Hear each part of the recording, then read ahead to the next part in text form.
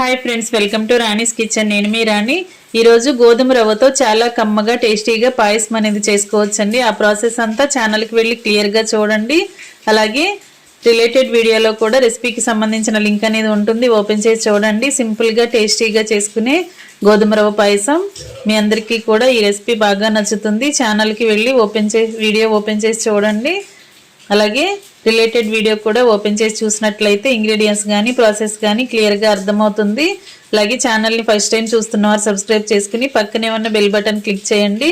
నేను పెట్టబోయే రెసిపీస్ అన్ని డైలీ మీ ఫోన్కి నోటిఫికేషన్కి వస్తే ఓపెన్ చేసి చూడండి. సింపుల్ ప్రాసెస్తో టేస్టీ రెసిపీస్ని చూపిస్తాను. అన్నీ కూడా మన ఇంట్లో ఉన్న ఇంగ్రీడియంట్స్తో చేసుకునే ప్రాసెస్తో చూపిస్తాను. మీ అందరికీ నచ్చితే ఛానల్ని సబ్స్క్రైబ్ చేసుకుని పక్కనే ఉన్న బెల్ బటన్ క్లిక్ చేయడం మాత్రం మర్చిపోకండి. వీడియోలు నచ్చినట్లయితే లైక్ చేయండి. మరొక రెసిపీతో మళ్ళీ కలుద్దాం.